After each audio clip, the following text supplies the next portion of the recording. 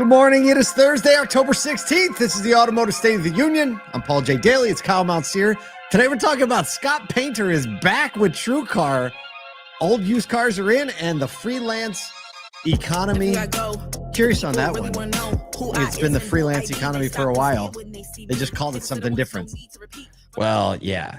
Well, we'll get to it. We'll get to it. It's Look, we have one. a few things. We dropped a new Auto Collabs episode. I wouldn't buy a car from me.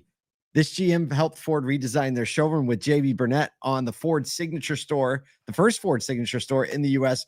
We got a sneak peek. We give a sneak peek of it on the podcast. You can go to Auto Collabs, search it on Spotify or Apple Podcast, or go to our YouTube channel and you can see it. You get a sneak peek at this new Signature Series store that Ford is dropping. And here's a hint. It doesn't suck. Doesn't suck. Really all. good. Yeah, it is a dope. I'm telling you what, they did a thing. Kudos, all in. Ford. All in. We also have a Soto Edge webinar coming up. We want you to sign up for it because it's going to help you save money. This is how you move vehicles profitably and fairly between your stores in your group. Keep all your GMs and sales managers happy. They cracked the code. We're going to be with Patrick Janes of V-Auto and Paul Golias of Modern Auto Group, who is kind of the quarterback in that group, making sure everything gets where it needs to go and everybody is happy. There you go. Go to asotu.com and sign up for that so you can be there. All right, we have some news.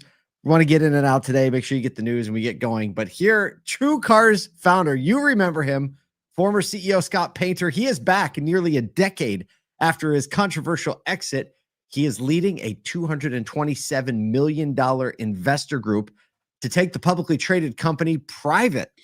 It's a bold move aiming at restoring TrueCar's dealer relationships and market relevance. His syndicate, Fair Holdings LLC, includes investors from dealers, data, fintech, and mobility sectors. It's a great group.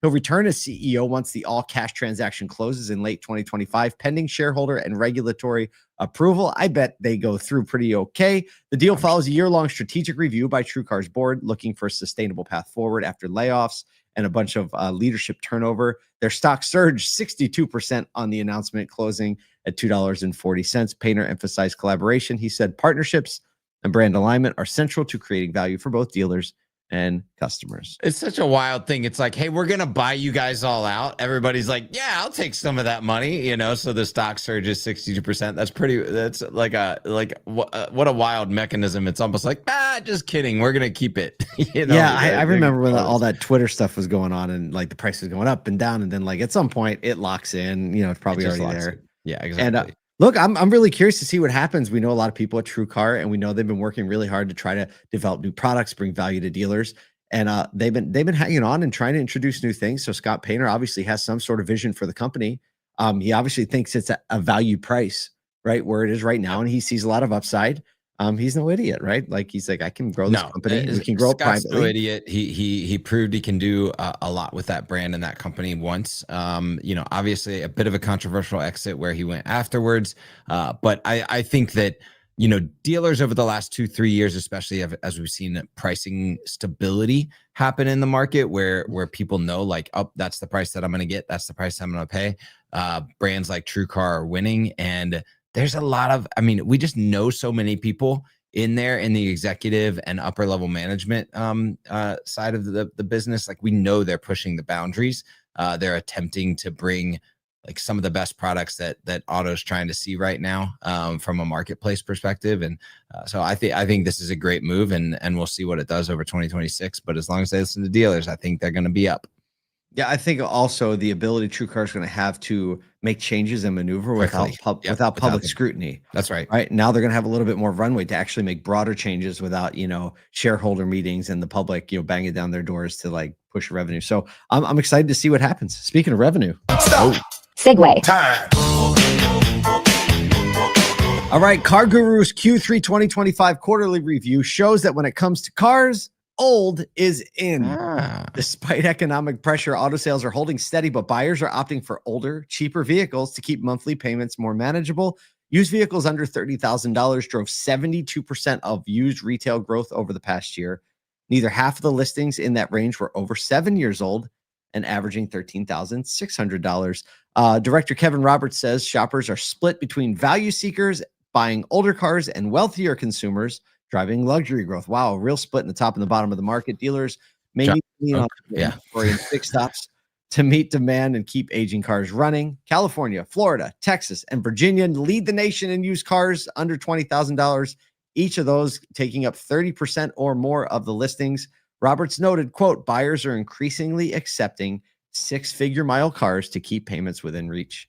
Yeah, I think the story isn't so much about old. The story is about price point here. Yeah. This is all a like affordability question. Wild to me that California, Florida, and Texas would lead in a percentage of vehicles under 20,000, because you would think of those as higher priced markets. But obviously, when you get that many people around, you understand that, hey, we've got to fill the affordability gap. This is going to be a question that we continually struggle with. And this is where I think that service departments can lean in and continue to capture the resale market and like keep customers coming back. Because if you have more of those 100,000 mile cars staying on the road and you're looking to transition those people into newer model years as they grow or grow in their career paths and get into a different affordability matrix, like understanding people want to buy these cars, they're going to need to service them. How do I capture that business in the used car business and then move them into new car purchasing or newer model years as they grow in their careers? Super important for dealers. I mean, I think we're just seeing that market be more of what it is, right? It's another indicator that bifurcated market that Jonathan Smoke's been talking about for 18 months is alive and well. Speaking of alive and well, Segue. freelancers seem to be alive and well. Freelancers are alive and well, but AI is reshaping the whole economy in that sphere, creating both opportunity and uncertainty for side hustlers. While tools like ChatGPT help freelancers work faster, they're also undercutting pay, originality, and client perception of value. Freelancers are saying, due to in a recent study, that AI boosts efficiency but drives down earnings. Writing jobs fell 2% and income dropped 5% on Upwork after ChatGPT's release. AI lowers the barrier to entry, flooding the market with cheaper, quote, good enough work that makes it hard for top-tier talent to stand out. Clients increasingly expect AI-level output for less, with some even replacing human contractors, obviously, with automation tools. Washington University professor Shang Hui noted that high quality doesn't really protect freelancers. You know, I mean, this is going to be more and more. Like, we've talked about this so many times and we've seen it so many times. We've leveraged tons of AI tools so many times. And for us, it hasn't been about like reducing the size of its staff. It has been about more strategically adding staff and being able to add capacity without more people. Obviously, that cuts into the work that we would be shipping out to freelancers because they're the first to go, right? When there's a freelancer, sure. And especially as these AI tools get more sophisticated, if you're a writer right now, I think you really have to understand the value in you being a writer is business savvy and not necessarily writing ability, because understanding how to put multiple pieces in a business together into words is actually where the brilliance is going to come in, not be able to draft really long bits of copy and things like that. So the writing, as these tools get better, it's going to keep going. Context. Right. You having context, you having the ability to edit, put the human touch on it. Those things are going to be, and really that's for design. That's for anything that it has to do with these like faster tasks, right? How do I provide context and increase the level of human touch on the final product? Without a doubt. And the requirement now for anyone who is in the middle, any mediocre writer, any mediocre designer, they're the ones that are most at risk, right? So it's like either up your level, pay attention, get better so that you can beat the robots, or you're probably going to need to find something to do or be willing to live with a lot less money, because it's kind of a commoditization of, especially writing. Commoditization of writing is here. So you got to stay that. You got to do the things, but it's possible. The cool part is it's possible. And now the people who lean in are actually going to be able to more valuable. I think that those people, everyone's going to be willing to pay top dollar for, because the precision of what you get for those hours and that time is going to be more, much more. So if you're a freelancer, focus on value, not output. I guess that's the moral of the story. There you go. Moral of the story is over. You have an entire day in front of you. If you're listening to this in the morning, we can go out and take care of the people around you, get better at your job. And guess what? When you do all those things, everything takes care of you. It's kind of how it works.